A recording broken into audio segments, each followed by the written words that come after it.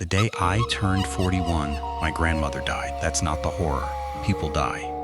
Grandmothers, especially. She was 93, and she'd been fading for years.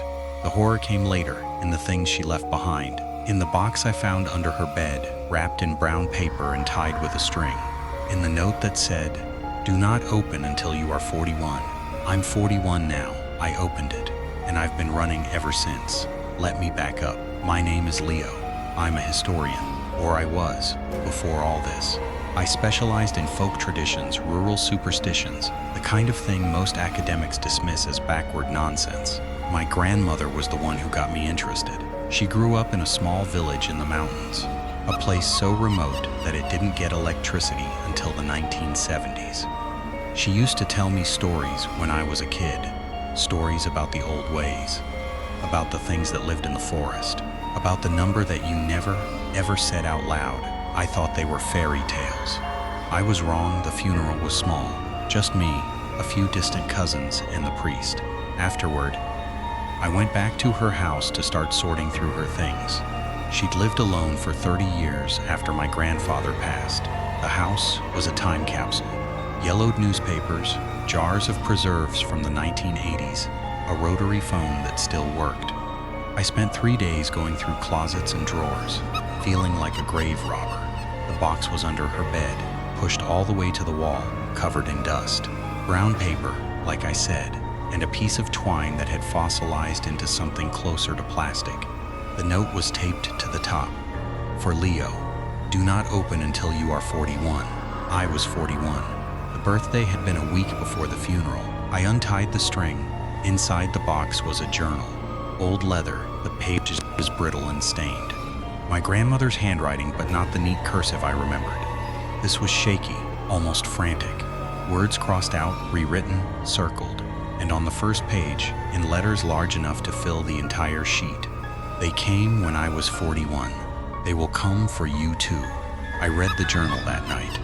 I read it by the light of a single lamp because the ceiling fixture had blown and I couldn't find the fuse box. The house creaked around me. The wind rattled the windows, and the words on the page made my blood run cold. My grandmother wrote about the summer of 1971. She had just turned 41. She was living in this same house, alone, because my grandfather was away for work. One night she heard a sound outside, not an animal, not the wind, a counting. A child's voice, soft and rhythmic, counting up from 1. She looked out the window and saw nothing, but the counting continued, night after night, getting closer each time. She wrote that she tried to ignore it. She wrote that she stopped sleeping. She wrote that after 30 nights, she finally understood what the voice was counting.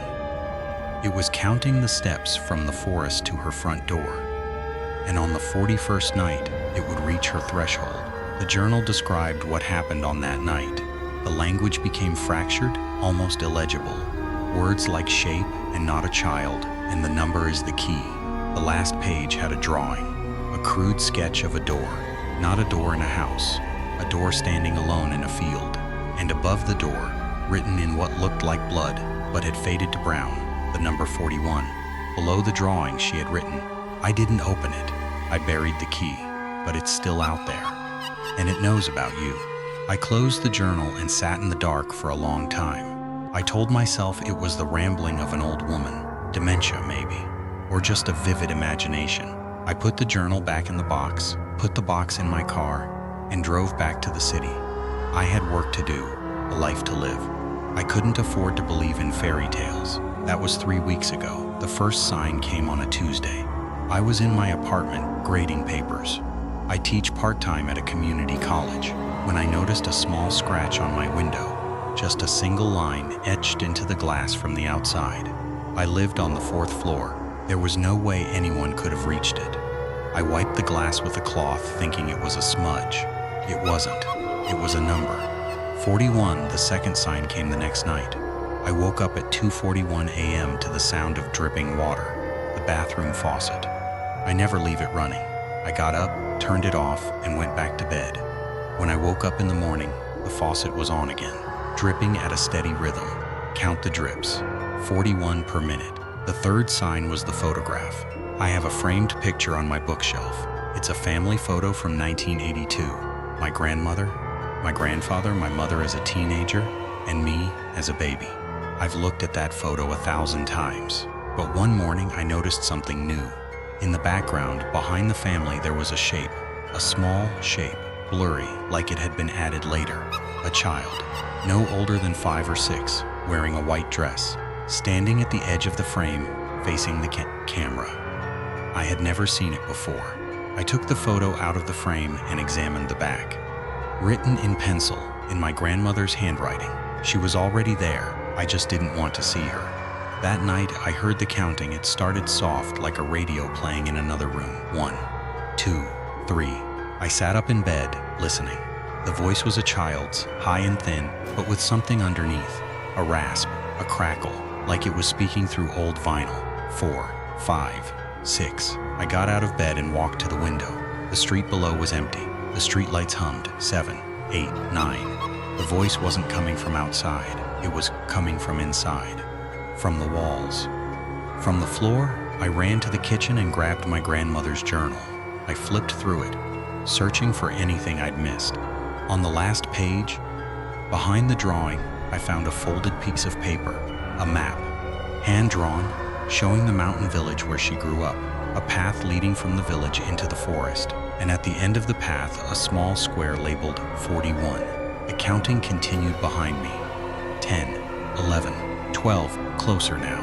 From the hallway, from the bedroom door, I grabbed my keys and ran. I drove all night, following the map, heading toward the mountains. The voice faded as I left the city, replaced by the sound of my own breathing and the hum of the tires. By dawn, I was on a dirt road, the trees thick on either side. The map showed a trailhead about a mile ahead. I parked the car and walked. The forest was quiet, too quiet. No birds, no insects, no wind. Just the crunch of dead leaves under my boots and the occasional crack of a branch. I walked for what felt like an hour, following the map, until I reached a clearing. And in the center of the clearing, just as my grandmother had drawn, stood a door. It was a wooden door, ordinary in every way. White paint, peeling, a brass knob, a small window with frosted glass. It had no walls, no frame, no building attached. Just a door, standing upright in the middle of a field, held in place by nothing I could see, and above it, carved into the wood, the number 41. I stood there for a long time. The door didn't move. The forest didn't make a sound, but I could feel something behind it. A pressure, like the air before a thunderstorm. A presence that was waiting. I remembered my grandmother's note. I didn't open it. I buried the key. I looked down at the ground in front of the door. The soil was disturbed, a small patch of loose earth. I knelt and dug with my hands. 6 inches down, my fingers touched metal, a key. Old, tarnished, the same brass as the knob. I held it in my palm, and the door made a sound. Not a creak, a sigh. A long, slow exhale, as if it had been holding its breath for 50 years. The counting started again, not from behind, from inside the door. 31, 32, 33.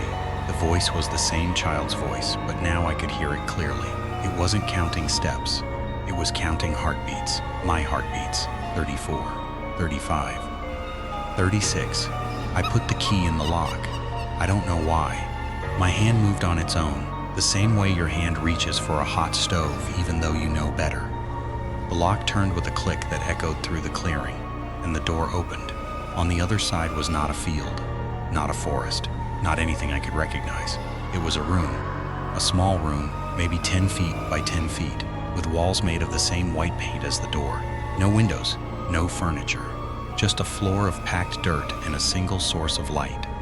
A candle burning on the far side of the room. And sitting next to the candle, cross-legged, was the child from the photograph, the one in the white dress. She looked up at me and smiled. Her face was the face of a 6-year-old. Her eyes were the eyes of something much, much older. 41, she said. You said it. You opened it. Now you have to stay. I tried to step back. The door was gone. Not behind me. I mean gone. There was no door on my side anymore. Just the wall of the room, seamless and smooth. I was inside. I was trapped. The child stood up and walked toward me. Her feet made no sound on the dirt. She stopped inches from my chest and looked up. Your grandmother was supposed to come. She was supposed to open the door when she was 41, but she buried the key instead. So I waited. I counted the years, 41 of them, and now you're here. What do you want? My voice was a whisper. She tilted her head. I want you to count with me. That's all, just count, from 1 to 41. And when you say the last number, you'll understand. Understand? What? She reached up and touched my cheek. Her hand was cold, cold like the inside of a freezer, cold that burned. Understand why the door was built. Understand what's on the other side of the numbers. Understand that you've been counting your whole life, Leo. Every breath, every step, every heartbeat. You've been counting down to this moment, and now you're finally here. She started counting, 1, 2, 3, and I heard myself join her. My voice but not my will, my mouth moving without my permission. 4, 5, 6, the candle flickered, the walls began to sweat. 7, 8, 9, the dirt floor turned to mud. 10, 11, 12. The child's smile grew wider, her teeth were too many. We counted together, our voices blending into one.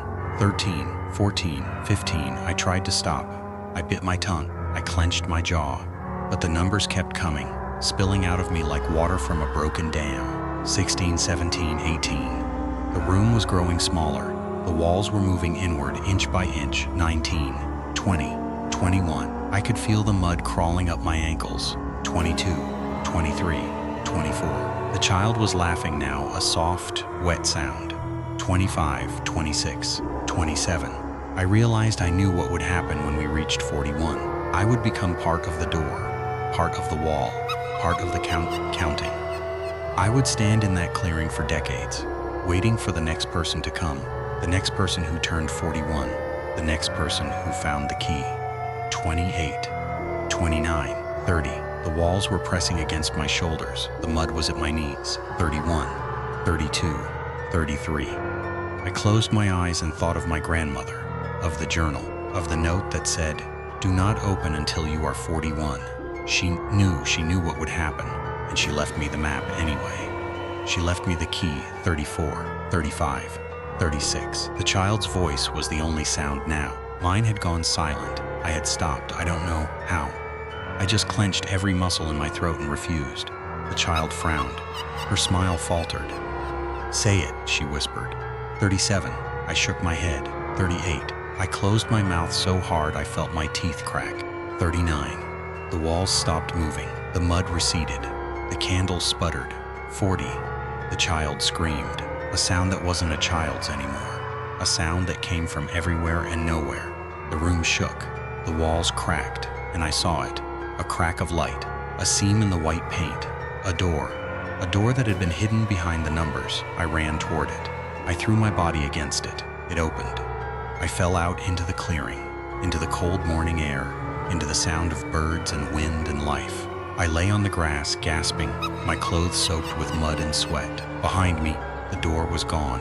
The key was gone. The child was gone. All that remained was the number 41, carved into the trunk of a tree, already fading. That was a month ago. I've been staying in motels, moving from town to town, never staying in one place for more than a night. I don't look at clocks. I don't count anything. I've thrown away my grandmother's journal and the photograph, but I still hear the counting sometimes, in my dreams, in the static of a bad signal, in the silence between heartbeats. I'm 41 now. I have 11 months until I turn 42, and I absolutely know that the door isn't gone. It's just waiting. It's always waiting. And next time, I won't be able to stop counting. The child is out there. She's counting the steps from the forest to wherever I'm sleeping tonight. 1, 2, 3. I have to go. The motel room just got very cold, and I can smell crayons.